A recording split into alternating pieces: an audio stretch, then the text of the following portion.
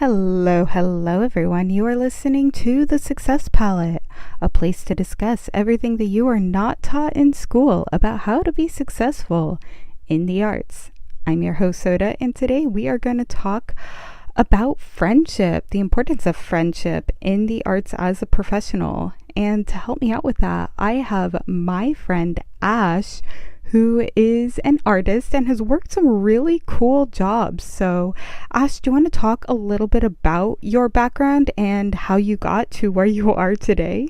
Sure. I mean, in my eyes, it's like, oh, I could be doing so much more. But I started like working professionally about 12-ish years ago, 11, 12 years ago at this company called Fifth Sun. I think they got bought out by another company. I can't remember the name, but they did a lot of merchandising stuff, mostly clothes, mostly t-shirts. And so it was a lot of licensed apparel for something like 80 or so different licenses. So what was good about that job is it taught me how to do a lot of different art styles and quickly. So some days I would have to do Game of Thrones, and it has to be like this fancy, uh, piece of like a sword with graphic design around. And then another day I would have to do like a Star Wars meme or Nintendo, like a Pokemon. Not Pokemon. We didn't do Pokemon, or like a Mario T-shirt.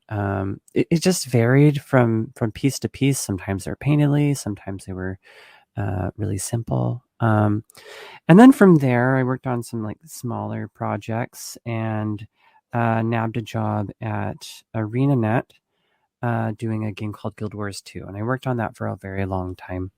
Well, like 5-ish years, maybe a little less than that. They did shift over into NC Soft.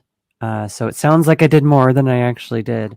But I did a bunch of things there. I did art for marketing. I did a little tiny bit of cinematography, did more UI art, user interface, some concept art, some splash screens. I got to get my hands dirty everywhere. My title was generalist at ArenaNet.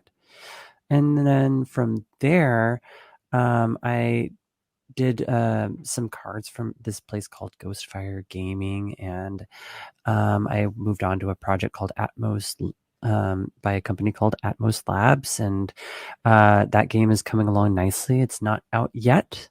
And then I worked on another project that is not out yet called Beatdown through a company called Grimstar. And here I am looking into my next pursuits. I'm thinking maybe Wizards or something. I'm not sure.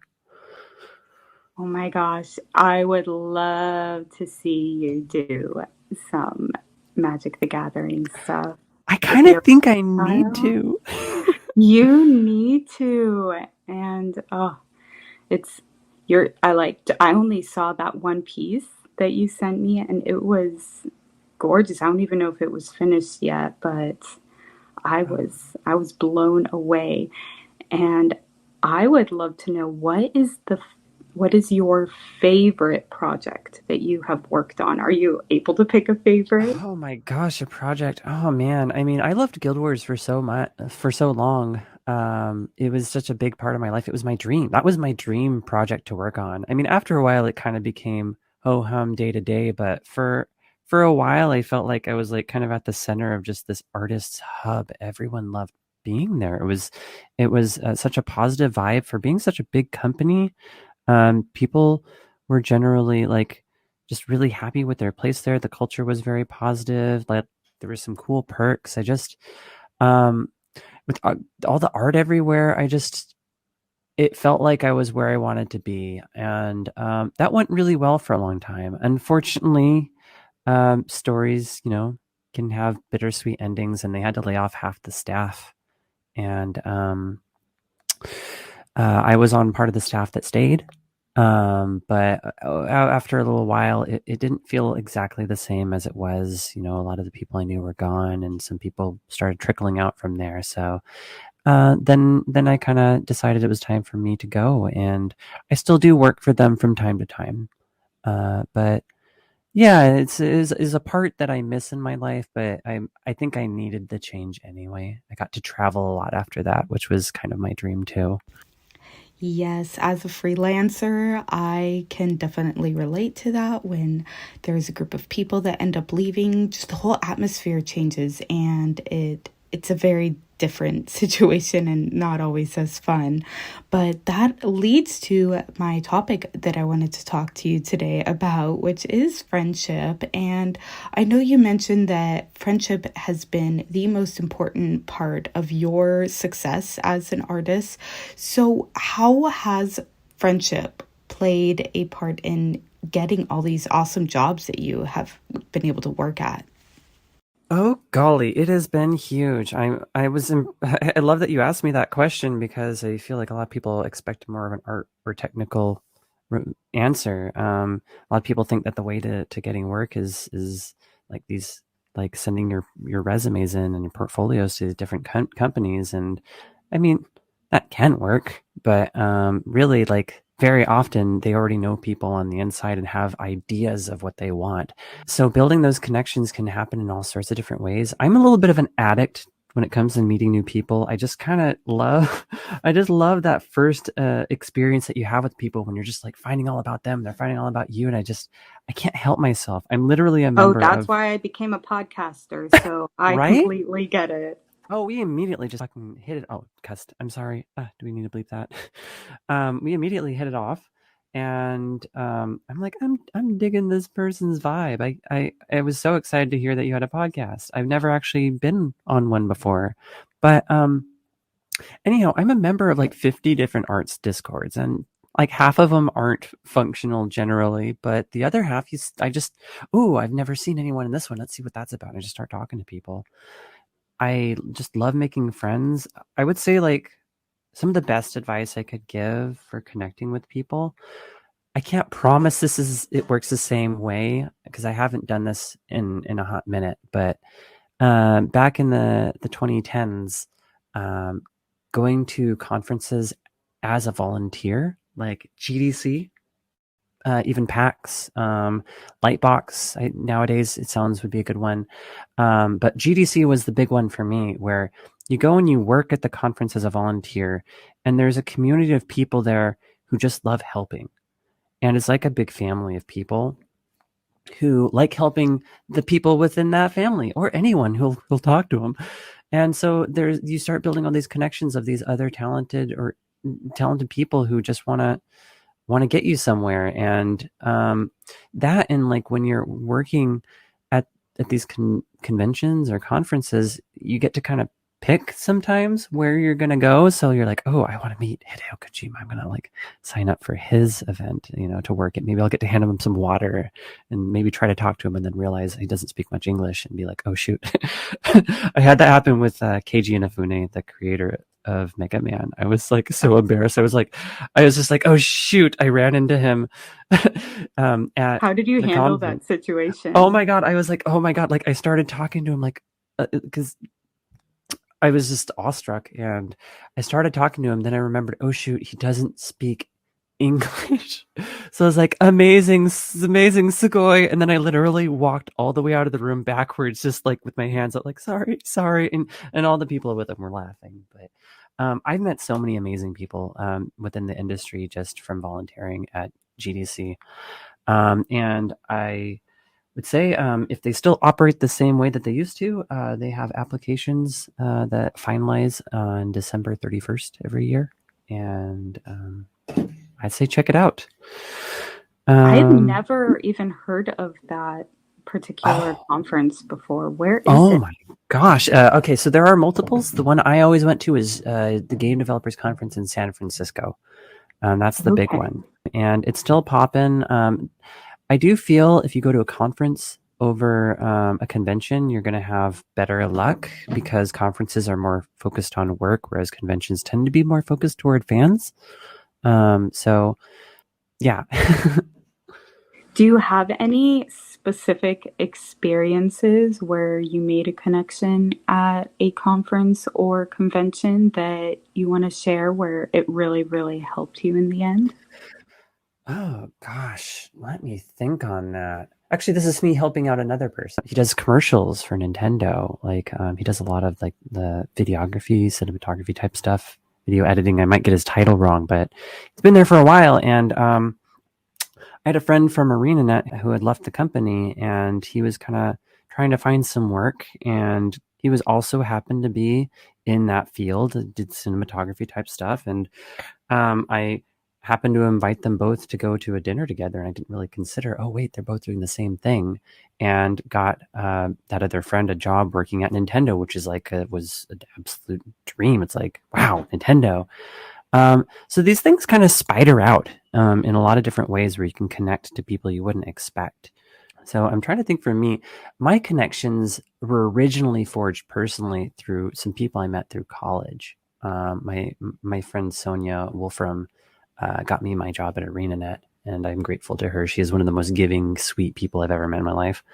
So I'm trying to think of another situation where I made a connection at a conference that helped me get work, but it's generally other people I'm thinking of right now. More often, I just have a ton of friends that I've made through these conferences, and I try to connect people as best I can. And yeah. I love that. One of my nicknames is the connector because I have that same joy Mhm. of making connections and also connecting other people. And I have found that when I connect other people together, that somehow ends up bouncing back with me because both of those people end up having a great connection and then they want me to be connected and help me connect with other people. So I don't Yeah, know if you've experienced that as well. absolutely. Like I said, it's all a big spider web, like a matrix of people. Hmm. It's meeting people is really a drug to me. It's not. It's. I guess I could have worse vices. Exactly. And so are you naturally an extrovert, or did you have to really push yourself out of your comfort zone to start meeting people? I think that I do lean extroverted. However, I kind of have these periods where, like, in order to do my work and focus on my work, I've always seen myself as having to kind of push myself toward introversion because I get distracted easily. So when I'm really just into a project, I tend to just everything else falls away. I'm also, if I'm an addict to meeting people, I'm also an addict to perfecting my pieces, which there's no such thing as perfection in art. Don't do it. It's a trap. But I get really into the puzzle of my art. So I will spend easily, 10, 12 hours a day just dun, dun, dun, dun, dun on my pieces. And when that happens, I'm not necessarily great at interacting with people. Though I found Discord to be a really great option to be able to like chat and not really think too much while I'm drawing or painting. Yeah, oh my goodness. I am in love with Discord. And I've Mm. noticed because I personally am a major introvert. Like, I do not Oh, like going places, which is funny because I love oh, meeting people. But what I do is I meet most of my people online because uh-huh. I am not, but I will go to conventions and stuff. And what I do is I kind of store up uh my energy, my social energy for about a month. I don't do anything social. I store it up so I could just release it when I go to an event and then, take a month to recover. So, if you don't do uh, that, you are probably an extrovert, but it um, depends. It really maybe. depends. I think maybe more so, a little more so, but it depends on what I have on my plate. I feel I struggle. I have ADHD. I'm about as textbook case of ADHD as you could possibly find. So like I I have trouble shifting from one thing to another. So if I'm really like I have this big art project hanging over me that I gotta focus on, it's really hard for me to let go of that and go do things with other people. So I kind of have this rule that like okay, maybe I can turn down two things, but I kind of have to accept the third offer to go do something and get myself out of the house because I know I'm going to enjoy it once I'm out there. Because I always do. It's that shifting gears. I just want to continue doing the thing I'm currently on, which is why I spend I 40 am hours on a the painting. exact same way. And yes, yes, I also have ADHD, so I know what you mean. And I have to have like maybe 2 days a week where I focus on networking and meeting people.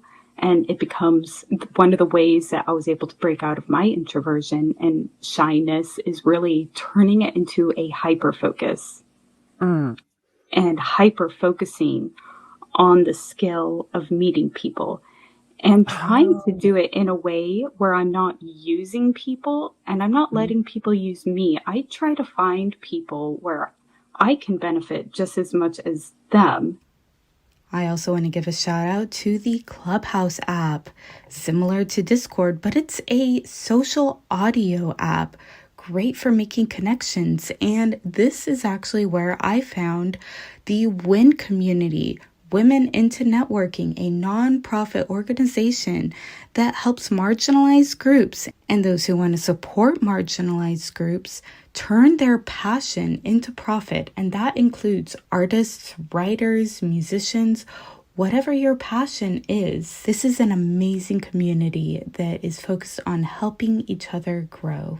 You could visit wincommunity.org to learn more. Now back to our interview. What are some of the ways that you have been able to find people where you've been able to benefit just as much as you could give to them? Golly, it's been Discord. I cannot speak more highly about it. I wish I had Discord when I was younger. Oh my gosh.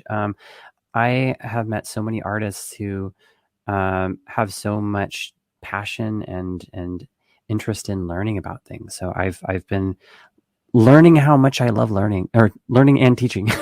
So I teach people and I learn a ridiculous amount from teaching the people. They'll just come up to me and ask me like how to do a thing. And I look at the puzzle and it's like they're handing me like Smash Brothers and I have to play for a second. Like, okay, let me figure out how to beat this puzzle. And, so I'll look at their art and I'll have to explain it on terms that work for that person and their emotional state and how they relate to their art. So those are all pieces of the puzzle that I have to figure out. And if I can solve that, I more often than not learn something new about art and a perspective I hadn't thought of, a connection I hadn't made before, almost always. And very often when people are asking me, there's other people in the room too. And they're like, I'm listening and excited and chipping in and I'm building more connections because I'm learning from those people. So I think it's really great. In fact, I'm enjoying it so much. I'm considering mentorships, giving mentorships too. So, That would be great. And it's all about mentorships right now because so many people are not going to college anymore for arts. And they want to find mentorships. So that would be an awesome path for you, in my opinion.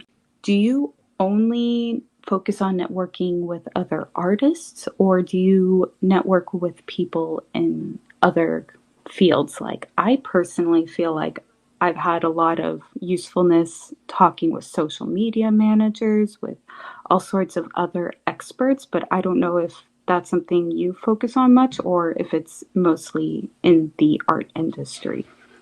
for me, the name of the game is learning how to enjoy making friends. I recommend it to everybody. You're going to find friends that fit your niche, and that can be in any field. So it doesn't matter, even if it's outside of the game industry, if they're in engineering or welding, everyone's got something to share, and you never know where it's going to go, where your next piece of cool information is going to come from, or your next passion or idea. So I try to take everything I can from wherever I can. I think I would say that perspective is one of my most valued philosophies, is just absorbing and rounding myself out more and expanding my knowledge through everyone who I possibly can. That's why I love travel. I mean, I can't get enough of it. I absolutely agree, because even if it doesn't necessarily lead to something like a work connection, I just have so much love for understanding other people, and hearing about their journey has hugely impacted my life on its own. So earlier you were talking about how one of your work environments was really, really awesome because of the people who worked there. What are some ways that we can help make a better work environment for our coworkers, our boss, so we can actually enjoy being there? I mean, one thing that I did a bunch is I try to get myself, because I know that I tend to get really addicted to my work and kind of, hunker down and fall away from the world around me. So what I would do was I would try to get myself away from the computer for like 5 minutes once every couple of hours, or even an hour or so, depending. And then I would just walk around and just talk to people, check in on projects, maybe something I'm working on, and just seeing how the designer is doing, or just see if there's someone else, because there's this big lounge area. I guess most jobs have lounges, but like go out to the main lounge area and just see if anyone's just chilling there, and just chat with them and just kind of refresh my brain, so I can come back to look at my art with new eyes, and build a connection with somebody. So I think that's a good thing. Get away from the desk a bit. Don't be afraid to go to other people's desks. Of course, if they're really working on like something and focus on something really important, don't like pull them out of it. You time it right. But yeah, I really enjoyed that element of it. I was that obnoxious person who didn't spend enough time at the desk. So you also don't want to be that extreme where you're constantly trying to talk with everyone and think you're annoying. And then Yeah. Yes, I would. Yeah. I learned Absolutely. that the hard way. And what? Oh my goodness, I forgot I had a next question planned out. I was so excited to ask it. Oh, it's okay. While you're looking for it, I can also say to maybe to make up for walking around and talking to people once in a while. Again, I tried to keep things work based. I'd always have like little questions I could ask that were related to work to make sure I kept things on task. But I also, this is a me thing. I don't necessarily recommend it to anybody else. I don't actually at all. But I worked at a company that just didn't have a crunch culture. But I tended more often than not stayed late, so I at least gave the appearance of working hard when very often I was I always considered myself to just be a little bit slower at getting my work done.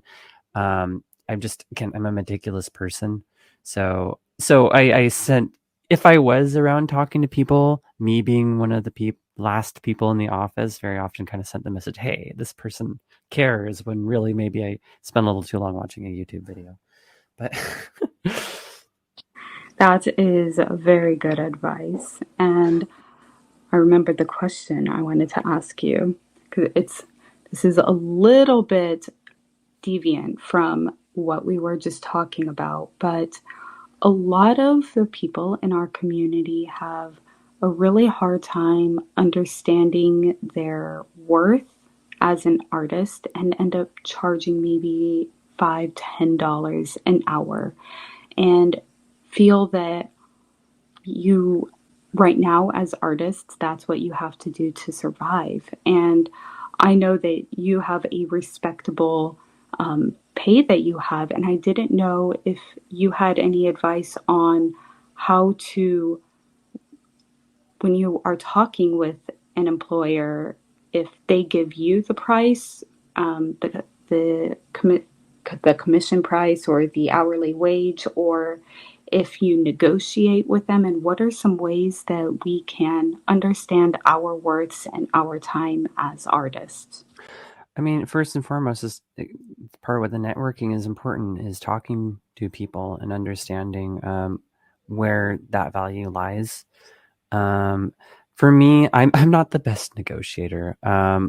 So rather than negotiate, I just kind of like seek out the projects. Like, this company, I know they pay well. I hear they pay well. Or like,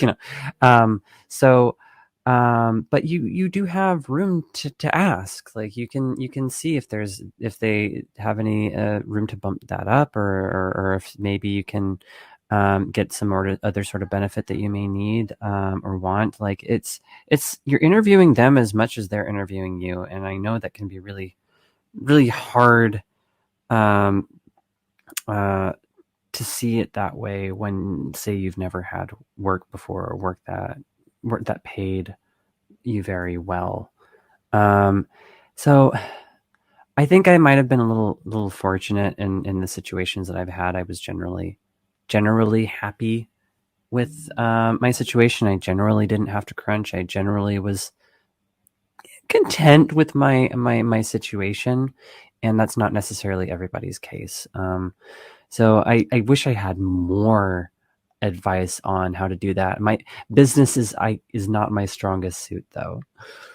But the fact that you sought out clients, you did your research, right? And Oh, sought definitely. out those clients. Do you want to talk about how we can do our research when making those connections and finding those jobs that will Oh respect man. their artists and not kind of screw them over? You know, there's not enough credit given to literally sending some person an email out of the blue and telling that you respect them and that you're really curious about opportunity and like what they know about the industry and how they do things and like what their thoughts on and what this is all like. The worst thing that can happen is they say no or they don't respond. But very often, like people see, I'm like, oh my god, I want someone asking me to help. Like, wow, yeah.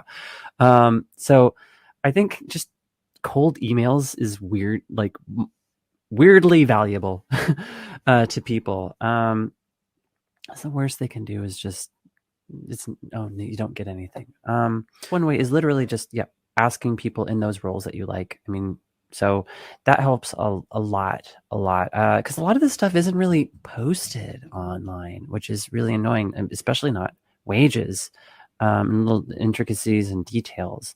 The rest that I learn is generally is the same as the email. It's generally just asking every chance I get to anyone I can about what their experience is like, what they don't like, I mean, it's not a weird thing to ask about wages.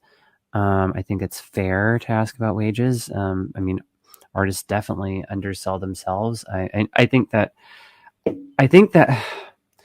Fiverr, in a sense, is net good that it's given an opportunity for people all across the globe to find work and quickly. It does kind of throw off the economics a little bit because I know a person in Indonesia who commands a significant less amount for the same quality of work is more likely to get the job. So that does I see how that can kind of shift the odds away from certain opportunities into other people's hands, and makes things more competitive and can lower the price on things. But man, this is a hard one. This is not Sorry to something put that you is. on the spot, Oh but no, it's it's a good question though. yeah. It has me thinking on it. Because I feel like I've fallen into my situations so much that I honestly feel like just way too lucky. I'm aware of it. I am so darn lucky that I've not had to apply for a job since 2012, and even then, I kind of already knew all the people there, and that was that Fifth Sun job. So I'm a really rare case of just right place, right time. And I do think that has come out of me just being really obsessive with my art. And again, more importantly than even the art being good is I know so many dang people. I can't help it. Yeah. And they were the way you got your start was through the connections from college, right?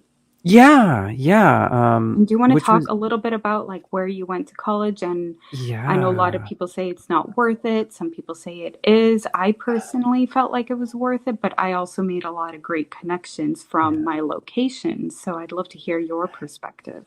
I don't. Yeah, yeah. I went to Chico State. My major was applied computer graphics.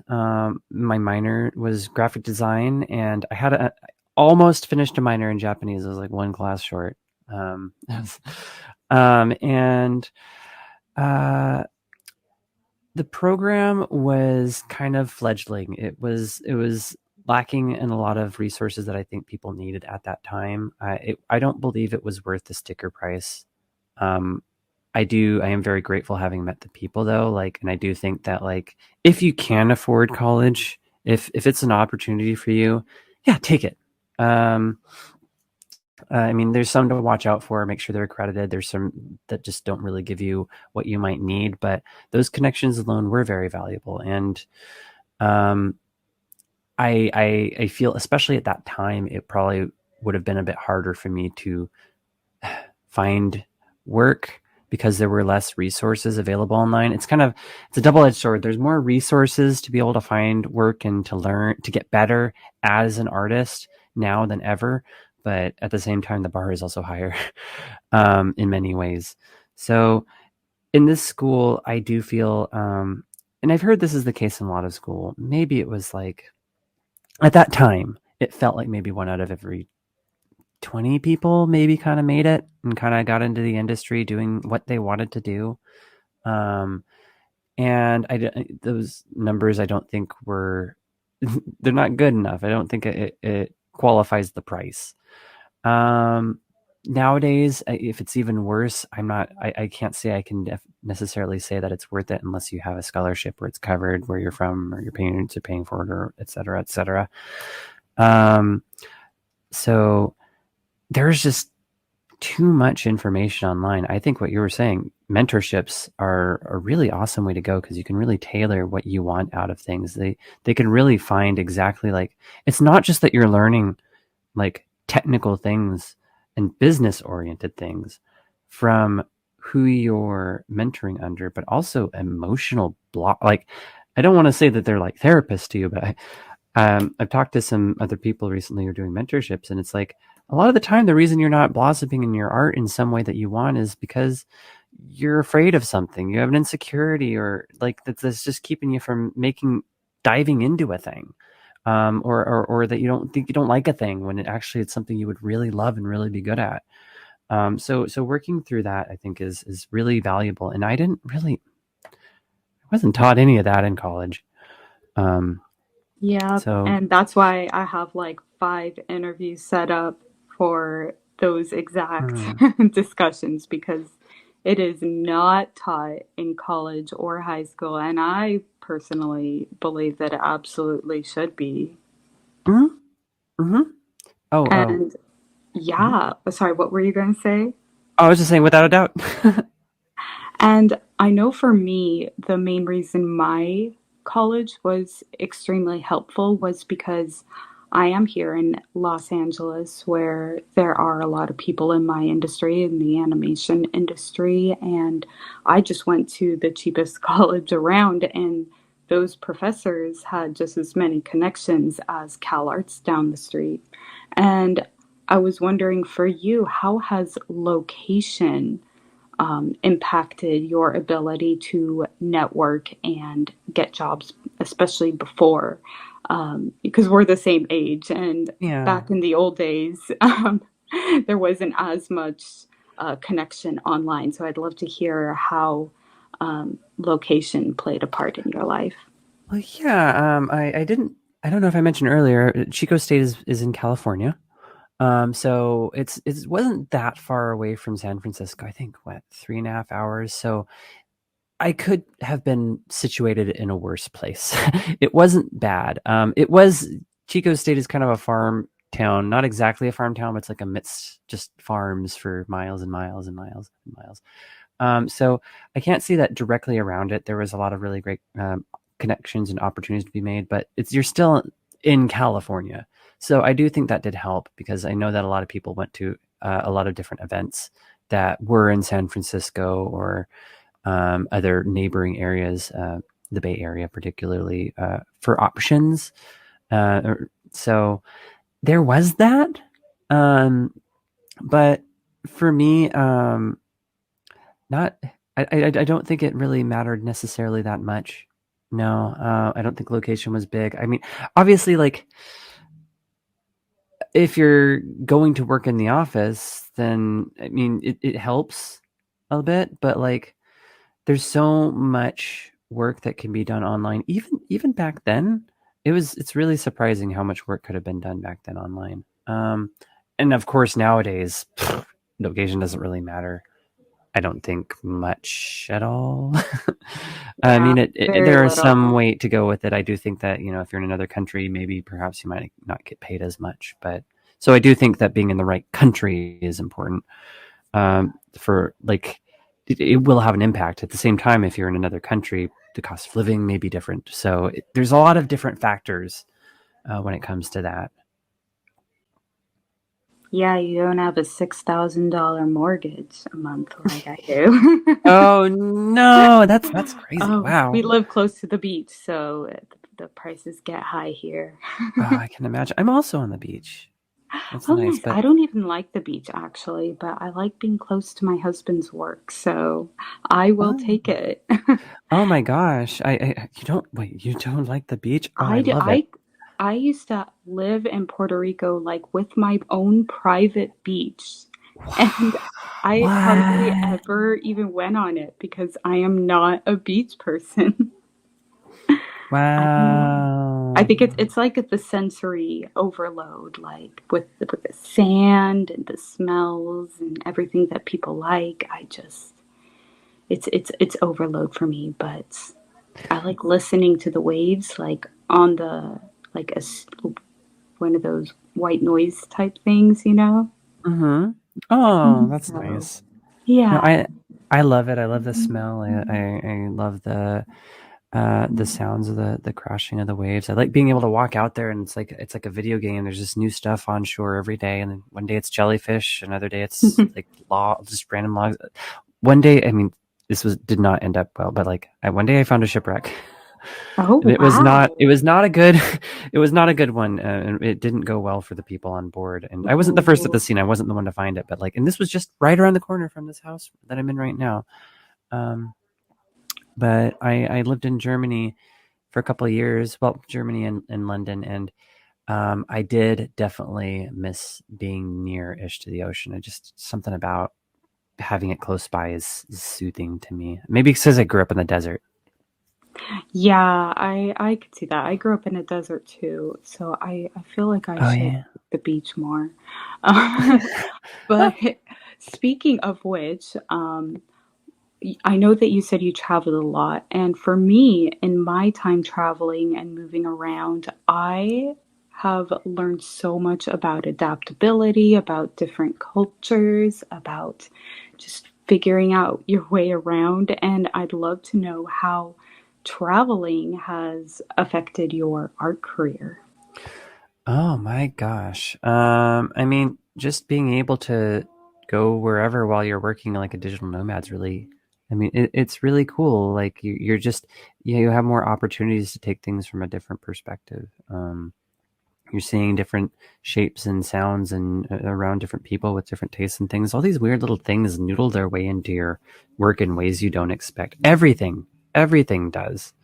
Um, that said, my situation in Germany was a little bit rough because I technically wasn't able to work there because I was waiting for my visa. So, and because of the Ukraine situation, I was waiting and waiting and waiting for 10 months for my visa. So I kind of was just, Gosh, yeah. And so wow, that, that did a little bit of a dent in my bank account while I was waiting. um, I could so imagine. Whoa. yeah. So in that regard, it didn't help greatly. So I was like lining up clients and opportunities, and it was just like, sorry guys, I gotta wait, and some chances came and went while I was waiting. So in that regard, I would say if you're going to travel abroad and live abroad, even if they say the visa is easy to get and you're an American, uh, get the visa ahead of time before you go. Now, if you're just traveling, bouncing from country to country, and it's not an issue, then oh yes, do it. Although I never saw myself as a person who had a home. Like I have family in Oregon, and I lived in Seattle for a while, and there's all sorts of places I love, but I never considered them home. So I didn't suspect I would get so homesick for the U.S. It was a very surprising feeling because I've always been so. I love Europe. At least some like certain places in Europe that are really dear to me. So that's been interesting coming back here, and everything just kind of clicks and feels easier. So I was feeling uh, more vitalized getting here, coming back from travel. So I guess they kind of there's some push and pull there. Um, Yeah, but that makes yeah. sense. Because there's so much beauty and nostalgia and stuff in Europe, but there's a lot of things like horrible cell service and Oh my god, customer service. oh yeah, So golly. Oh man. the Oh geez. roads. Oh yeah, yeah, yeah. It does depend on where, of course. That's true. That's Like the true. I noticed a definite shift in the quality of the roads going from Germany into the Netherlands. It was just smooth all of a sudden. Generally, that said, that Germany's infrastructure was pretty darn good.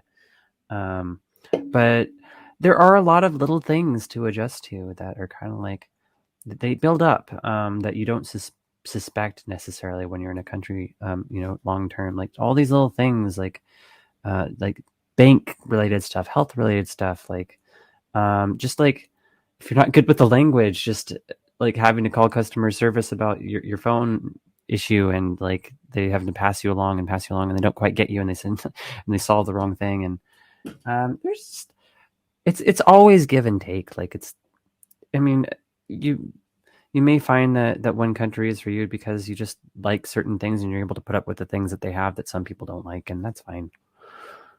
Yeah, for sure. That's why Mm. I stuck with the US territories instead of other countries, though, Yeah. because it's like somewhere in between going to another country, but you don't have to deal with the visa issues, and there's at least some people that speak English, so Mhm. but yeah, now I want to travel more. Oh man, I have some recommendations. I mean, I did love London, for example. I Oh, I did spent not like London actually. It took the third trip to London for me to like it. Oh, And the first two times I thought it was neat, but it just didn't feel like it was for me. But the third time I ended up staying there for several months, and oh wow. I kind of like I was watching bunch of YouTube videos on like things to look for, because you can't really walk 15 feet in London without hitting something that has some sort of historical Yeah. importance. So I was watching this guy named Jules Guides. I watched all of his videos before, and I was just excited, just seeing this and that. And then by chance, in a country of 9 million, or city of 9 million people ish, is it like I ran into the guy who ran that YouTube channel. It was just the Oh best my part of my God. entire of all people. Like he normally wears this like posh British outfit. He's dressed up and all dapper, and like he was just dressed like a normal guy. And I like yelled at him, like didn't yell, but called like from like across the street, like So Jules. crazy when that Yeah. happens. Oh my god, I was so nervous. I was in the middle of a call with my mom, so it sucked because he seemed like he really was open to a chat, and I'm like, I'm sorry, I gotta run. You're awesome, bye. Um, but yeah, I did think London was neat. But I eventually I got a little depressed there after a while, just because I kept meeting all these cool people, and I loved the city. I loved all these things about it. And It was hard to forge connections that stayed. I just kept meeting new people, and then like they just couldn't connect with them again. They were busy, or they're on the other side of the city, and Yes. something happened. Yeah. So that's where it was rough for me. It was a little lonely after a while, even though I was constantly around people. Um, Another place that I love the Netherlands so much. I mean, a lot of people have different feelings about this. I love Amsterdam, and it has, I think, the I want wrong to reputation. visit so It badly. has a bad reputation for being this party city, and like, I guess, yeah, but yeah. At the same time, visually, man, there's no place like it, except maybe other Dutch cities, Utrecht or even at Rotterdam. But it's just, it's, oh my God, I the architecture there is just, it's out of this world for me. It's just so immaculate and ornate, and yet so wonky. It's this weird mix of fancy and cartoony that I just, as an artist, I'm just like, oh my God, these Oh shapes yeah. every Oh, direction, just shapes and colors and awe and liveliness. So if I were to go back, I'd say that maybe Utrecht, which is next to Amsterdam, is a place I'd consider. Um, spending some more time, or even maybe I hear a lot of really, really great things about Portugal, though I haven't been. So that's another one I'd like to maybe spend some time at. Um, Oh, yeah, yeah, that in Spain. I want to go to Barcelona Spain. Oh, I one missed day. out on it. I was supposed to go to Barcelona. While I was waiting for my visa, I wasn't allowed to leave Germany.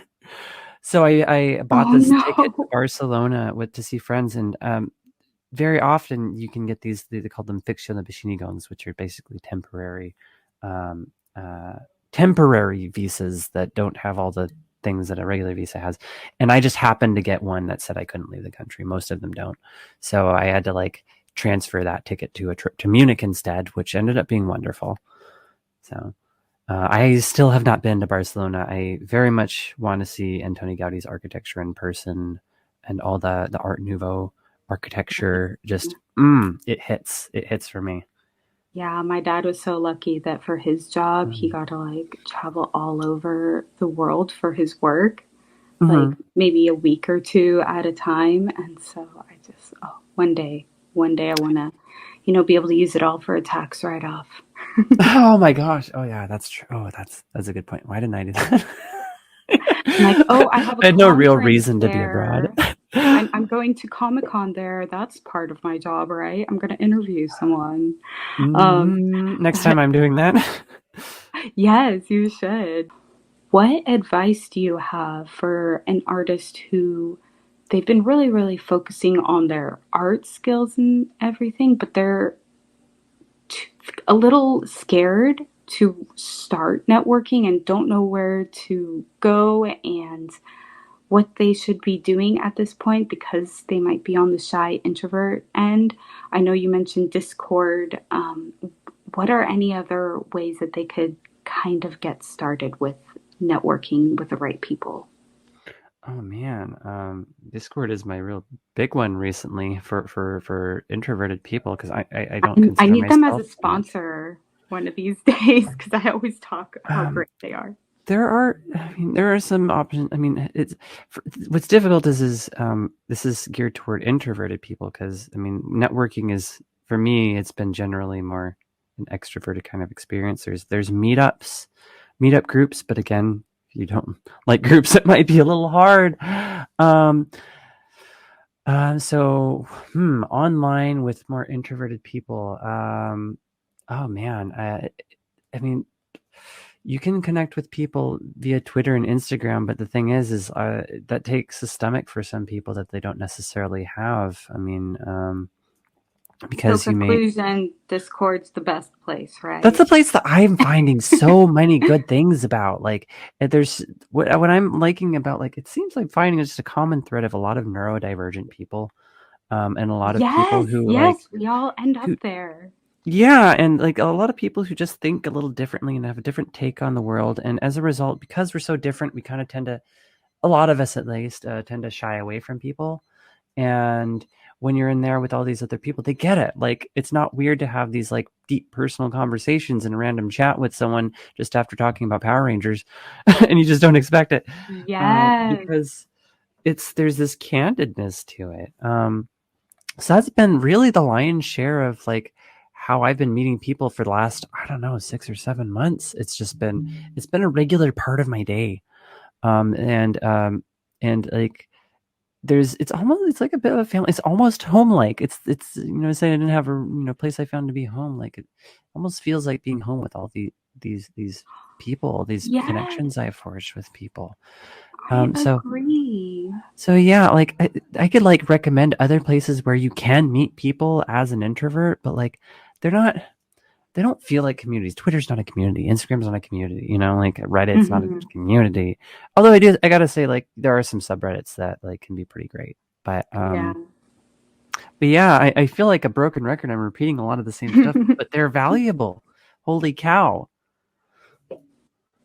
I completely agree, and I love what you said about it feeling like home because as someone who's moved over 30 times, Mm-hmm. I feel that where I don't have like a physical home, but Discord Mm-hmm. does feel that way. So, yes, this has been so useful. So many of the things that I've thought in the past, but never knew how to articulate or anything. Like the way that you presented it, I really, really appreciate it. And I think that a lot of artists will find your experiences extremely valuable. So thank you again. And is there any closing words you want to say before we end?